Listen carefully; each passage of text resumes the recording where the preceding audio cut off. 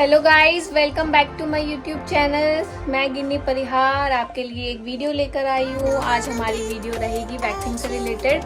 हम आज आपको पूरी आर्म वैक्स करना सिखाएंगे स्टेप बाय स्टेप।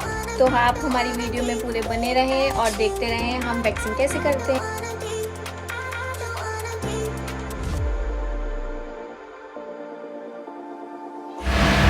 तो चलिए गाइस, अब हम स्टार्ट करते हैं वैक्सिंग। अब हम पाउडर लगाएंगे अच्छे से पूरे हैंड्स पे।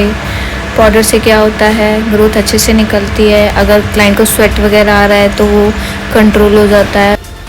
तो गाइस, ये हनी वैक्स आपकी 12 महीने यूज़ होती है। ऐसा कुछ नहीं है कि वेदर के अकॉर्डिंग यूज़ होएगी।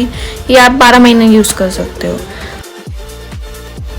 तो गाइस, ये देख सकते हो आप कितनी पतली हम यूज़ कर रहे हैं। बहुत ज़्यादा मोटी आपको यूज़ नहीं करनी है। प्रोडक्ट आपको बहुत कम ही यूज़ करना है। तो चलिए गाइस, हम स्टार्ट करते हैं। तो गाइस, आप देख रहे हैं कि हम सबसे पहले वैक्सिंग अपर पार्ट से स्टार्ट करते हैं। हल्की हल्की वैक्स लेनी है, ज़्यादा आपको मोटी मोटी नहीं लगानी, पतली पतली ही लगानी है। तो गाइस, ये जो हम जिस तरीके से लगा रहे हैं आप चेक कर पा रहे होंगे कि हमें सिर्फ इतने पार्ट पे ही ऊपर की तरफ स्पैचुला को लेके जाना है। 95% गर्ल्स की जो ग्रोथ है ऊपर वाली साइड की इसी साइड होती है। और फिर हमें स्टेप लेनी है और अपोजिट साइड हमें खींचनी है। हमने ऊपर की तरफ लगाई और नीचे की तरफ खींची। तो मैं आपको बता देती हूँ कि स्ट्रिप्स में हम कैसे देख पाते हैं कि ये सीधा है और ये उल्टा है। आप देख पा रहे हो जहाँ पे ये दाने दाने हैं वो आपका पार्ट सीधा है और जहाँ पर नहीं है वो उल्टा है। तो गाइज, आप लोगों को ना काफ़ी ज़्यादा क्या ऑलमोस्ट आपको ग्रोथ ना हाथों की ऐसे ही मिलेगी। आप क्लाइंट्स की देख लो, चाहे आप खुद की देख लो, चाहे आप घर में किसी की भी देख लो, आपको ग्रोथ ऐसे ही मिलेगी।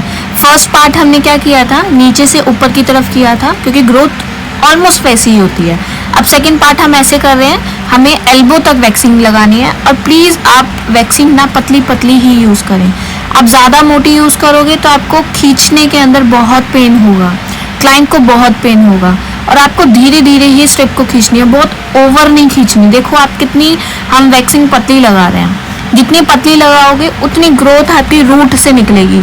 आप जितनी मोटी मोटी लगाओगे और अच्छे से उसको प्रेशर से खींचोगे नहीं ना, तो वो आपके जितने भी बाल होंगे, क्लाइंट के जितने भी बाल होंगे 110% वो टूट टूट के निकलेंगे। जिससे क्या होता है, ग्रोथ बहुत जल्दी आने लगती है क्लाइंट की। तो गाइज, अब हम आएंगे नीचे वाले पार्ट पे। जैसे ही हाथ के आप नीचे वाले पार्ट पे आते हैं तो क्या होता है, इसकी ग्रोथ थोड़ी सी तिरछी होती है। तो आप हल्का सा स्पैचुला को तिरछा कर लें और अच्छे से वैक्सिंग लगाएं। जब हम स्पैचुला से वैक्सिंग तिरछा लगाएंगे तो स्ट्रिप से हम तिरछा ही खींचेंगे। ऐसे नहीं है कि आप सीधी लगा दोगे। स्ट्रिप सीधी लगाओगे वही चीज़ है कि आपके बाल रूट से निकलेंगे नहीं, ब्रेक हो जाएंगे और फिर वो ग्रोथ आपकी ऊपर नीचे आने लगेगी, टेढ़ी टेढ़ी आने लगेगी। कई बड़ी आएंगी, कई छोटी आएंगी। बहुत वैक्सिंग में प्रॉब्लम हो जाती है। तो बहुत बड़ा ये टास्क नहीं है, बहुत ईजीली आप सीख सकते हो। 2-3 लोगों पे भी आप ट्राई करोगे तो आप बहुत जल्दी वैक्सिंग करना सीख जाओगे। अगर आपने कभी वैक्सिंग नहीं करी है या आपने ट्राई भी नहीं करी है, सिर्फ देखा है या नहीं भी देखा है, तो आप इस वीडियो को पूरा देखें। आप इजीली वैक्सिंग करने लगोगे और बहुत अच्छी वैक्सिंग करने लगोगे। तो आप इस वीडियो को प्लीज़ पूरा देखिएगा। अब नेक्स्ट पार्ट आता है अपना एल्बो की साइड का, जो हमारा निचला वाला पार्ट होता है। इस पे हम नीचे की तरफ वैक्सिंग लगाते हैं क्योंकि जो इसकी ग्रोथ है नीचे की तरफ होगी ऑलरेडी, क्योंकि उन्होंने हाथ उल्टा कर रखा है तो वैक्स नीचे की तरफ ही लगेगी ना। तो अब नीचे लग रही है और ऊपर की तरफ खिंच रही है।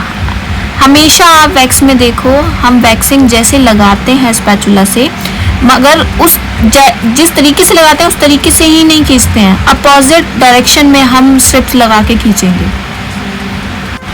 अब आप ये देख पा रहे हैं छोटी छोटी वैक्स रह गई है, जगह जगह वैक्स रह गई है। तो इसके लिए आप पूरा स्ट्रिप ना लगाएं, हल्का हल्का करके आप निकाल दीजिए। पूरी वैक्स इजीली निकल जाएगी, थोड़ी भी वैक्स नहीं रहेगी।